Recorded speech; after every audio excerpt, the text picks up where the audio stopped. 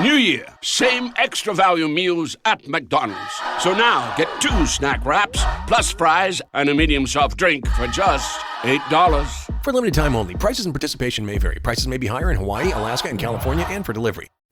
Good morning, Crust. It's a great day to be a bread brother. Ugh, mornings are not my jam. Or jelly. Oh, come on. Stop loafing around. I just woke up feeling hollow inside. Psst, just grab one of the new Morning Uncrustables sandwiches, like Bright-Eyed Berry or Up an Apple, filled with 12 grams of protein and tons of deliciousness. Crust, what are you eating? It's just granola, not even yogurt. No crust, no fuss. Uncrust your mornings. Well, the holidays have come and gone once again, but if you've forgotten to get that special someone in your life a gift, well, Mint Mobile is extending their holiday offer of half off unlimited wireless. So here's the idea. You get it now, you call it an early present for next year. What do you have to lose? Give it a try at mintmobile.com/switch. Limited time 50% off regular price for new customers. Upfront payment required. $45 for 3 months, $90 for 6 months, or $180 for 12-month plan. Taxes and fees extra. Speeds may slow after 50 gigabytes per month when network is busy. See terms.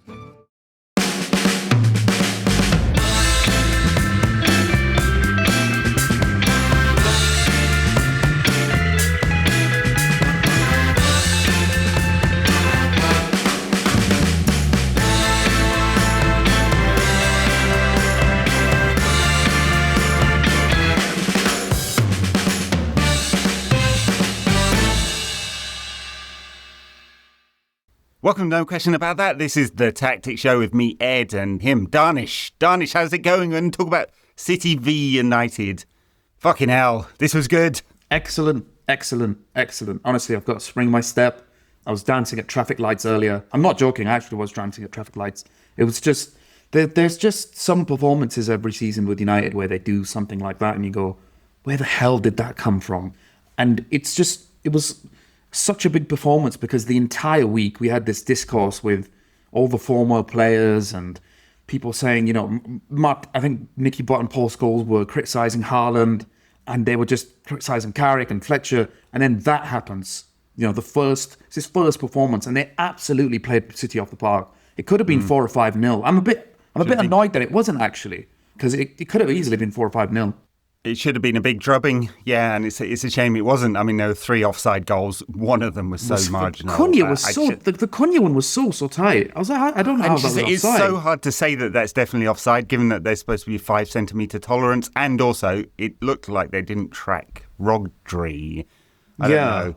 Anyway, that was this is a tactics show, so we're not really going to talk about all the refereeing decisions or not. We're going to go through Carrick Ball. Is it Carrick Ball? Carrick Ball. Cazza-ball. It doesn't quite roll off the tongue, does it? We need to find something better. What do you think? I don't know. Carrick Ball. Ollie Ball was nice. Ollie Ball was cute, and Carrick Ball is a bit like... Carrick Ball. It doesn't track. If you were trying to turn it into a song, it wouldn't work, would it? Cazza-ball. I like Cazza-ball. Carra-ball? Yeah. Well, Carrick is Jamie Carragher, isn't it? Can't have that. Oh, yeah. No, definitely not. There is no Carra-ball because he didn't know what he's doing. We're going to talk about Carrick Ball and what he did. So we'll talk a little bit about the setup and the formation. Some bits look very Amorim-like. Some bits looked very different. He only had 3 training sessions before this to sort it all out, of course. We're going to talk about what United looked like in possession, which was kind of interesting setup specifically to exploit City's weaknesses. And then I guess the major thing was the out of possession stuff, because that's where United have gone completely wrong this season, and this was just about as good as it gets. Yes. So where should we start? Should we start with the team and the formation? I mean, I guess nominally it's a 4-2-3-1. Does change in and out of possession, didn't it? We can get into that. And then the big one, dropped Sesko and played Mbeumo up front, which we've talked about before on the show. What did you make of the formation and the key personnel decisions? It was a 4-2-3-1 or a 4-4-2, whichever way you look at it. Mm-hmm. None of the forwards really press it. There was no real press. Apart from Ahmad. Ahmad was like a free roll press, or when they got it on the wing, they would go and press City. Well, they pressed to force the ball into certain areas, didn't they, rather than pressing to win it? Yeah. But if they pressed wide, City would kick it out. That would lead to United winning it back. I thought it was very good sitting off and just marking the middle off, because City liked to play in a 3-2. But even it was interesting because the out possession stuff, while some people are saying it worked, it didn't, and it did and kind of didn't. They still found spaces and pockets of space at City. It's just, I really utterly think Casemiro might be back, because 80% of what was happening was when City, if City had the ball, they found little pockets of spaces. Rodri is so annoying to watch when you're playing against him, by the way. He makes a pass and you go, how the hell, that looks so simple. How the hell did he pick that out? But when they did get in those pockets of space, Casemiro would snuff it out very quickly, or Maguire would snuff it out quickly, or Martinez would snuff it out quickly. I said this off air before we started. It was really, really good watching them be very physical without conceding too many fouls near the edge of the penalty area. I thought that was very important because they barely conceded any free kicks around there.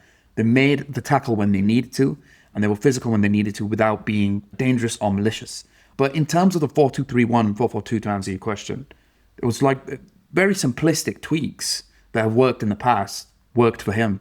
Obviously, Bruno Fernandes in the 4-2-3-1, there was a pass that he made in the 21st minute. It was like a 40-yard raker across. I was like, hallelujah, hallelujah, we are back. Two wingers, by the way. I think it was two fast wingers, Dogu and Diallo. Mm-hmm. And then the move was, as soon as we win the ball back, or as soon as we've done rondos on the side where we quickly move it between each other, like almost like relationism, it's get it to Mbeumo and they will have a little combination and then get a runner in behind. And it troubled them throughout. I think that's why we had a few offside goals as well. Yeah, I think so, because they exploited the space behind, so City didn't know whether to compress the game into small areas, because United were so good at switching it.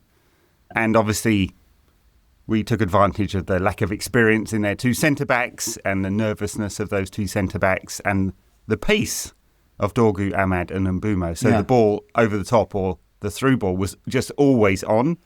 And so do you compress it to keep the spaces tight between the two centre-backs and Rodri, which is what City normally do? Or did they drop back worrying about the ball over the top? And United always had that in the armoury. Yeah. I mean, I guess the thing that was just really noticeable, if we think about the sort of defensive shape, the out-of-possession shape, is just how narrow they kept it all the time. Yeah.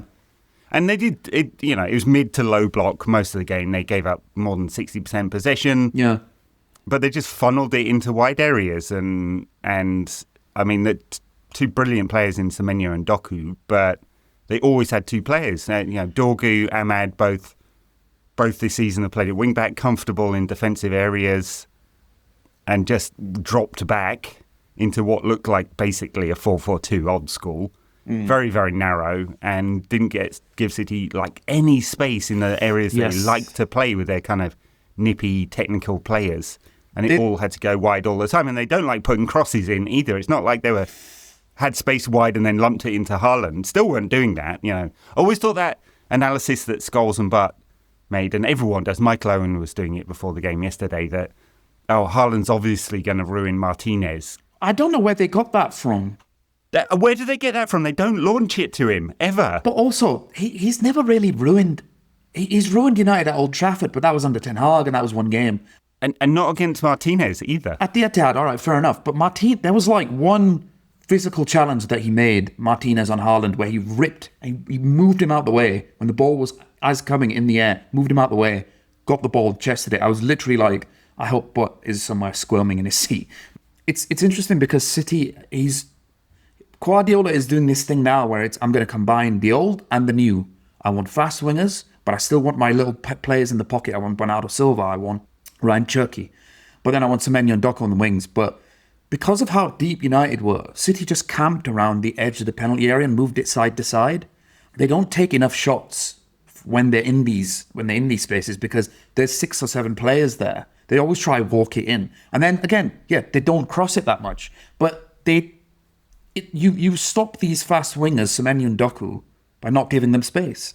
And because of how many men we had back, they didn't really have that much space. But also, it was more so, they won the game not because of what they did out of possession. They won the game because of what they did in possession. Because of the way they limited them, but also they just kept exploding in attack. So City spent most of the game on the back foot. Like genuinely most of the game was on the back foot. And that's rare for them. They don't like to do that. They're not used to that.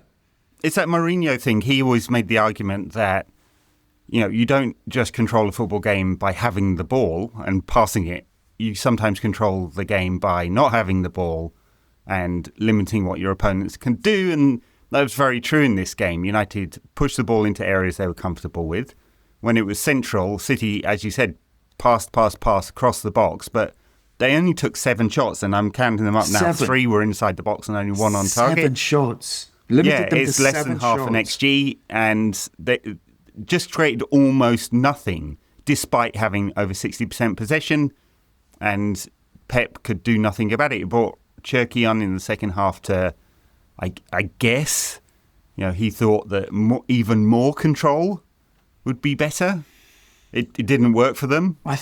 And then, the team and the formation beforehand just screamed fast breaks, didn't it? I mean, it was very obvious, but that's what United did. They controlled it when City eventually, after the 150th pass in the sequence, eventually lost the ball.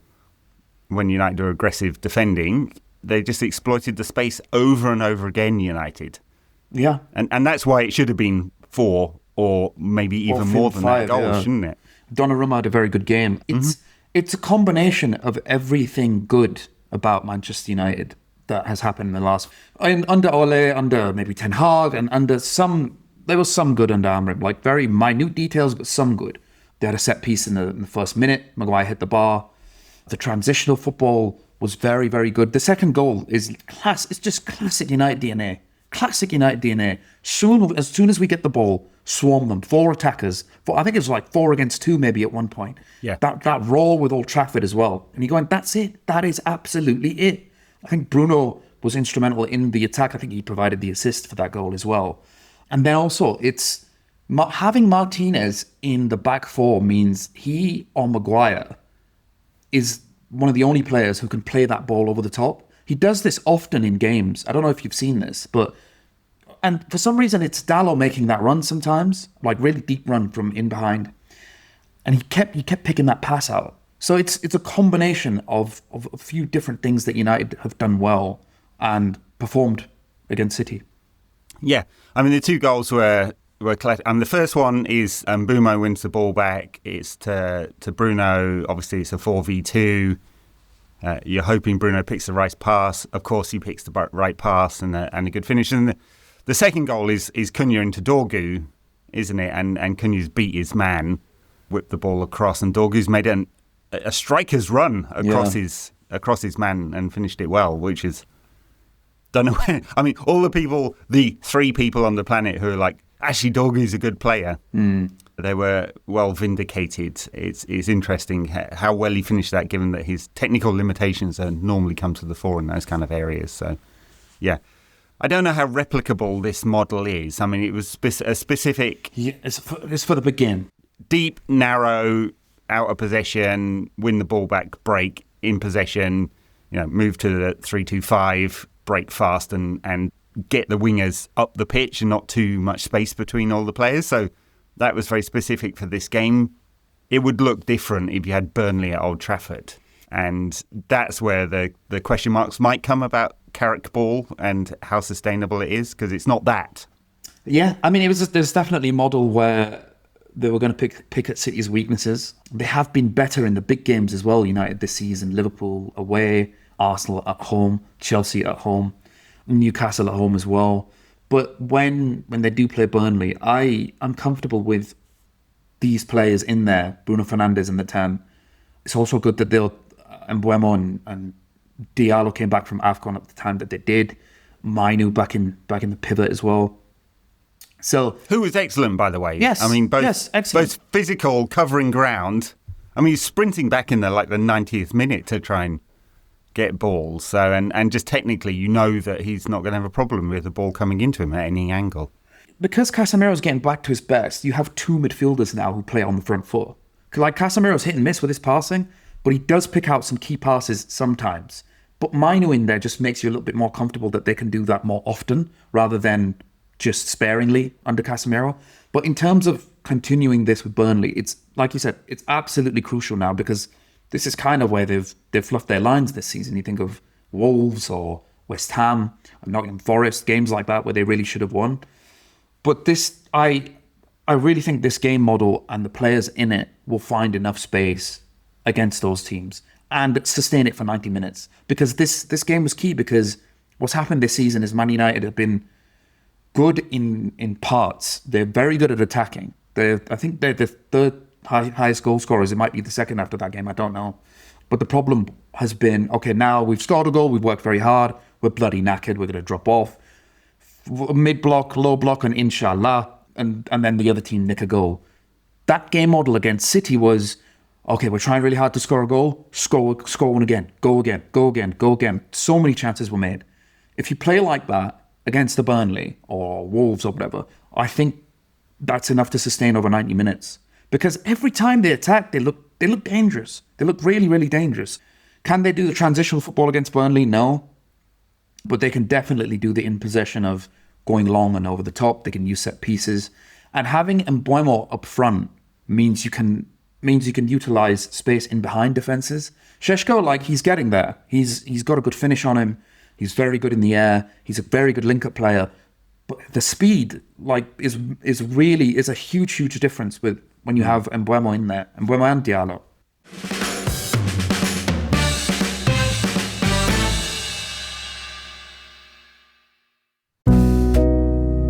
The world moves fast. Your workday, even faster. Pitching products, drafting reports, analyzing data. Microsoft 365 Copilot is your AI assistant for work. Built into Word, Excel, PowerPoint, and other Microsoft 365 apps you use. Helping you quickly write, analyze, create, and summarize. So you can cut through clutter and clear a path to your best work. Learn more at Microsoft.com/M365 Copilot. It's the final chapter of the college football playoff. It comes down to this. Miami's unmatched grit and tenacity through the postseason has led them home. The national title now within reach. They are confident. They are battle-tested. Undefeated Indiana, led by Chris Signetti and Heisman winner Fernando Mendoza, have the chance to take home their first title and claim college football immortality. The most remarkable turnaround in the history of college football. The College Football Playoff National Championship presented by AT&T. Monday at 7:30 p.m. Eastern on ESPN and the ESPN app. I had that dream again. My small business needs to hire, but I don't use LinkedIn, and I hire wrong. So then I'm doing IT, and when I go to plug the servers in, they become sentient, and they won't let us access our network unless we forward their chain emails and memes to more and more and more people, and then I wake up. Don't let hiring nightmares ruin your dreams. LinkedIn Jobs' new AI assistant finds and invites best fit candidates to apply, so you can discover talent you may have missed. Post your job for free at linkedin.com/quality. Start hiring today with LinkedIn. Yeah, I'd imagine if it was Burnley that Šeško would return and Dorgu would probably drop out. United have a lot of options. I mean, Cunha was dropped. There was a lot of question marks over not his performances, but I think his output. And so Dorgu was preferred to Cunha, which is a very strange thing to say. That was specific to this game.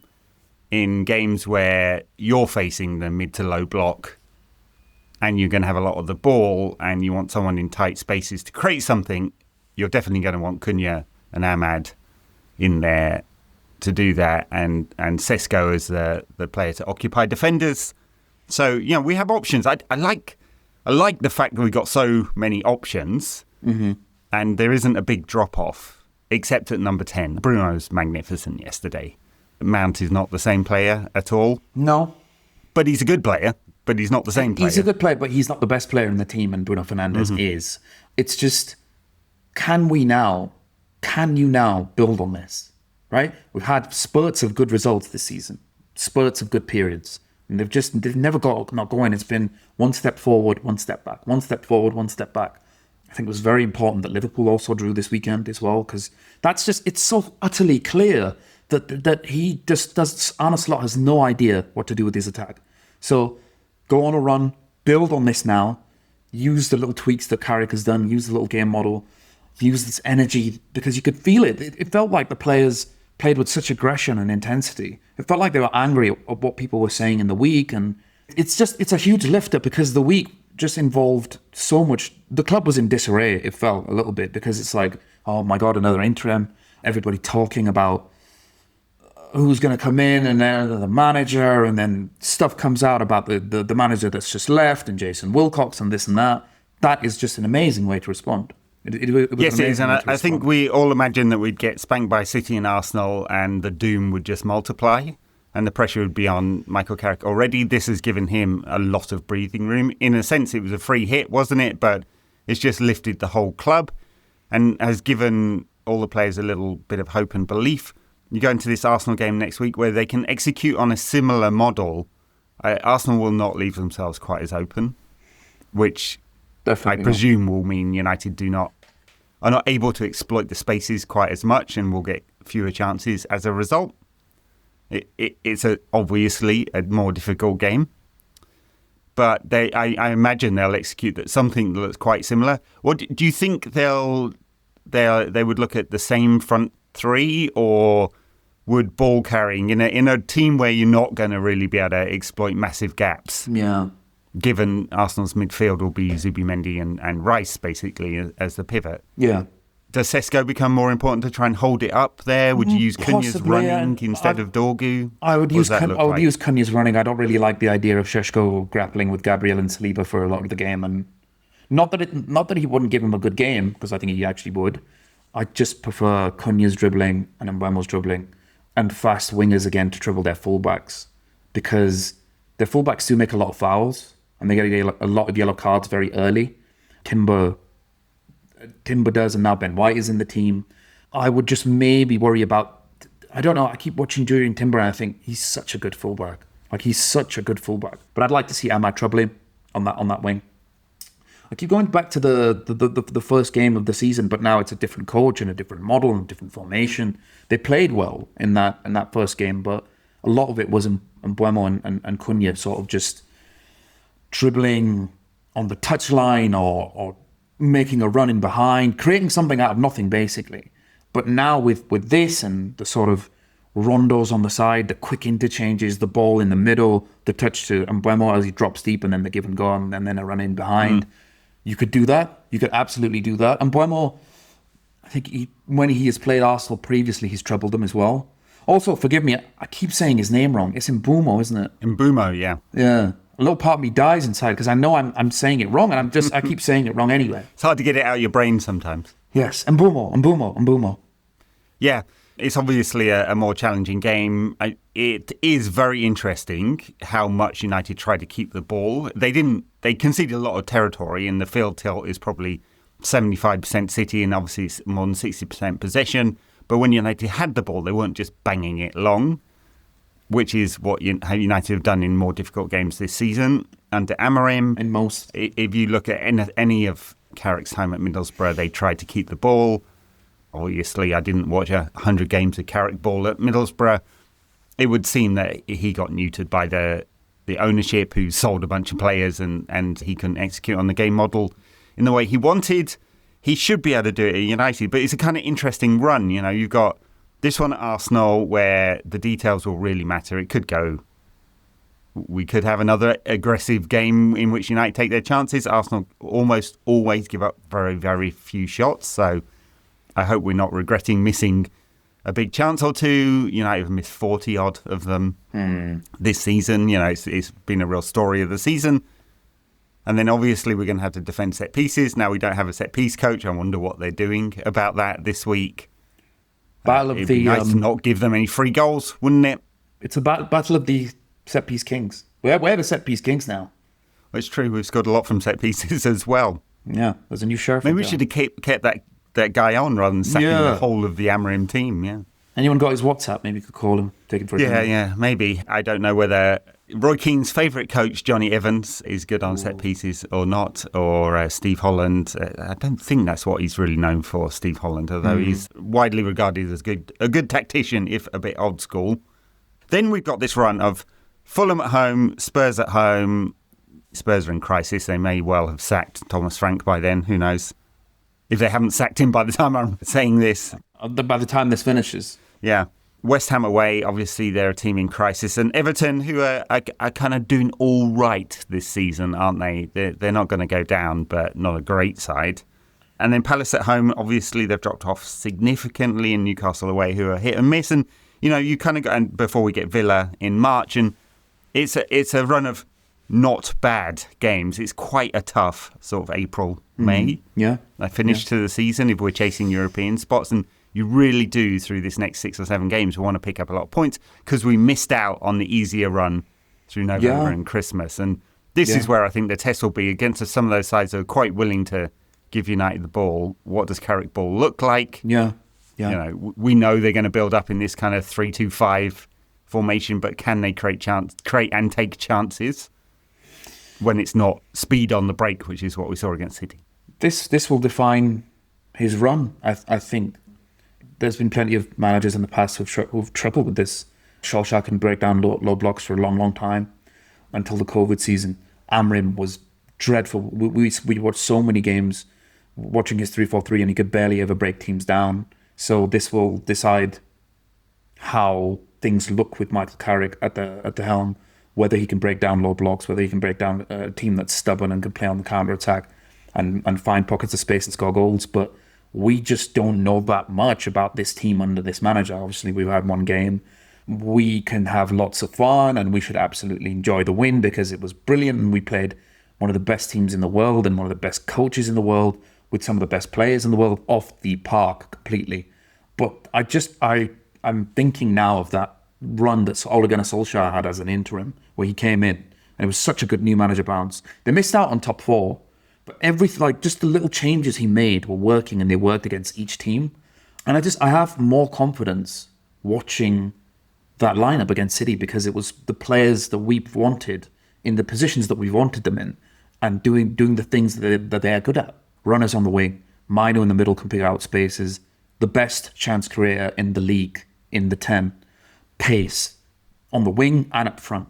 But like you said, we have depth now. Cunha didn't even play in that match. Šeško didn't play in that match. We've got set pieces. Set piece again, ole. So I hope there's different ways of breaking teams down that we can use, and he realises he can use them and go on a run. Next game is absolutely important now. It's Arsenal, right? Arsenal away, yeah. Arsenal away. Next Sunday. It could be 2 huge results that they can build on, and then the team will start to gain energy and confidence. Lisandro Martinez talked about the passing after the game, which I thought was interesting. He said we just had to have the confidence to do it. And we saw they built quite comfortably at the back. Yeah. This was not just long balls. When they had possession in deep areas, Martinez really does help because he finds all the angles and so does Kobbie Mainoo there, because we talked about this before, right? If you're in a tight spot, you can give it to Kobbie in a very tight area when he's marked and he'll turn around players and create you space that way. And just it's still astonishing that Amorim didn't want to use that because he thought midfield was all about physical monsters. Proves that it doesn't have to be. Yeah.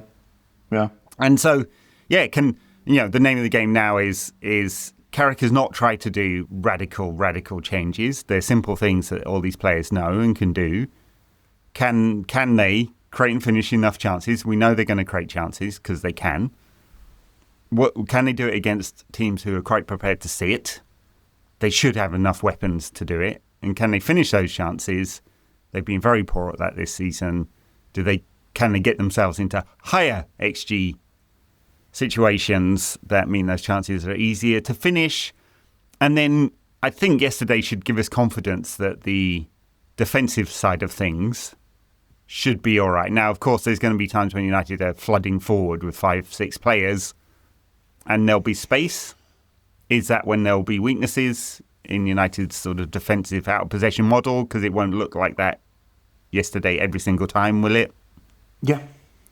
Definitely questions there. I think we'll learn more as the games come now. It's getting into squeaky bum time during the season. Just on the edge of squeaky bum time. On the edge. I don't think it's full. When does squeaky bum time start? It's got to be March, squeaky bum time. It can't be now. Yeah. No, but it's on the way to the business end. Mm-hmm. Indeed. Well, I think there's a lot of positives you can take out of. Obviously, you beat City. That's the main positive. But just the execution of some simple things, 3 training sessions, simple instructions. Obviously, wasn't that hard for players to distill. They haven't had hours and hours in the video room, I would assume, in order to do this. It was pretty simple and it worked really well.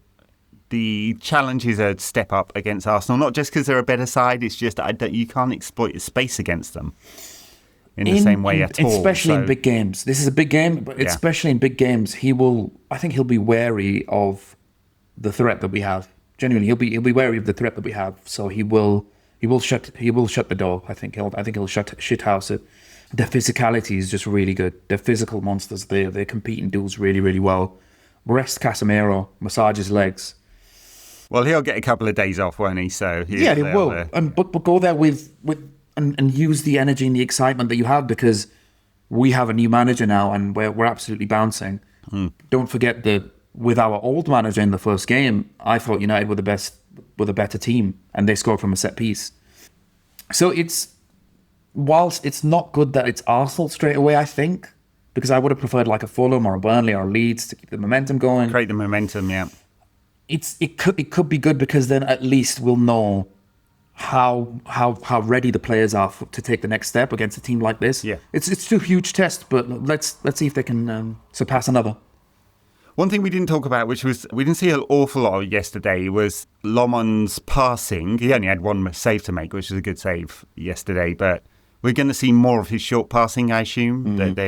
He was instructed to bang it long, both Amorim's model, and also I don't know whether it's a lack of confidence in his short range passing. We'll see that, won't we, now, going forward, how confident he is about that, how many risks he's likely to take. Yeah.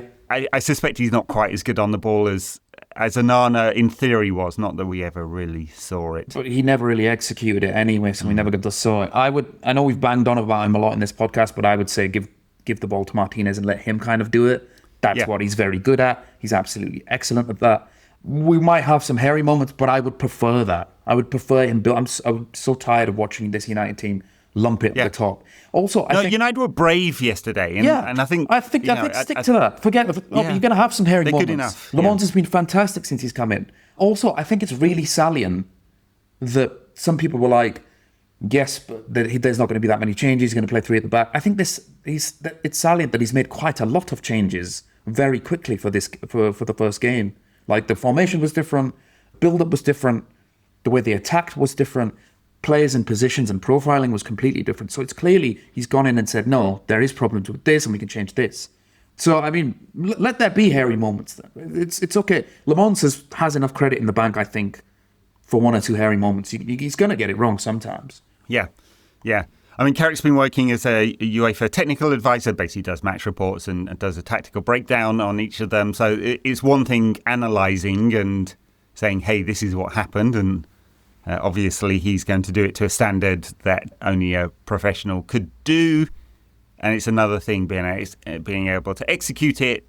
I think that's why the instructions were pretty simple against City. He'd had those 3 training sessions. He's going to have another 5 before Arsenal, though. So again, be interesting to see how they tweak it and how they can exploit Arsenal's weaknesses, which are not that many.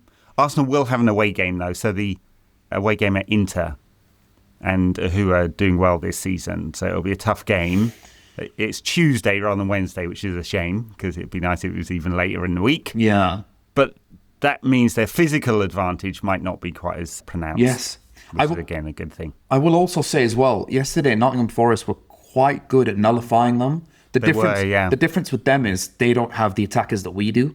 Yeah. I'd say it's probably going to be this similar thing to what we saw against Man City. Very much limit their space, and except around the edge of the penalty area, they do lump it in, and they've got really good headers of the ball. So maybe it's that part to watch out for. Very good. All right, we'll leave it there. I think some interesting tactical tweaks. More to come. Carrick has given us a lot of confidence. There'll be tougher times, but I think we all needed yesterday, both from a tactical point of view, but just fucking hell. It's United, and they played like a United side, and it felt like it, and we can all enjoy that. Well, everyone except Roy Keane, who miserable hated it. Miserable. It's his worst nightmare. What's he got to talk about if United are good? Yeah. All right. Dharnish, thank you very much. Thank you. You've been on your travels. Where are you in the world? I'm in Spain. I'm in Madrid. I'm living here for the next Madrid, 6-7 weeks.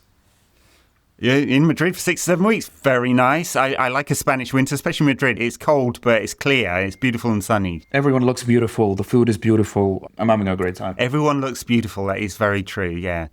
Yeah, Brits tend to head to Barcelona, don't they? But Madrid has got an awful lot to offer. Madrid is miles better. Great for the tapas. I was going to call it the pinchos, but it is Barcelona. The tapas, you just go to a bar, you have a glass of wine, they bring you a little bit of ham, or if you don't eat ham, and a bunch of other options. Yeah, patatas bravas. I'm a big fan of patatas bravas. There used to be a place in Madrid, I don't know whether it's still there, called Patatas, and you just go there and you get the patatas, but it's not just the bravas. They bring you like 10 different sauces in a big circle, yeah. I might go for that now, actually. Go, do it. I will, after this podcast, yeah. Very good, like it. All right, thanks, Dharnish. Thank you, everyone. If you hit subscribe in your podcast app of choice, then we won't have to keep chasing you around the internet, and you can find us at patreon.com/NQAT pod for the bonus show. See you next time. Bye now.